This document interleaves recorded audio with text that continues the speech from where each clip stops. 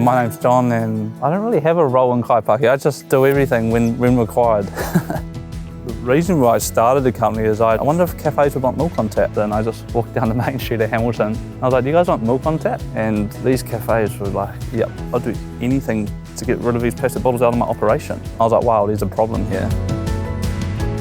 When you're using milk bottles, you're probably throwing away 10 bottles a day and they're just going to the waste. Knowing that this is a huge issue, it doesn't feel great. You want to be making a positive change, not going backwards.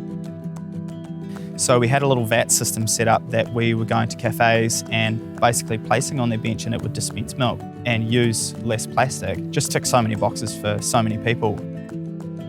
The reason I applied to the Plastic Innovation Fund is because my mum called me up one day. She said, Johnny, I was speaking to this lady called Ella, and she works for the Plastic Innovation Fund and she wants to speak to you. Ella came to the factory and yeah, her eyes lit up. She said, what you're doing is amazing. Like, how can we help you to get to the next stage?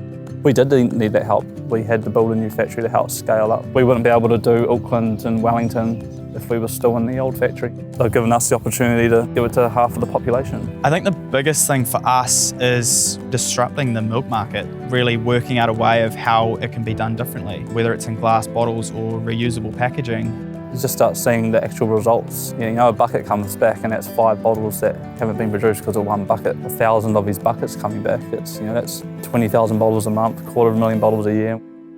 If we can make a little bit of noise to kind of help everybody get behind it, that's what we really want. It's going to be the generations coming up that are going to be the innovative and ones that really push saving the planet, I think. So just having those stepping stones in place to do our part.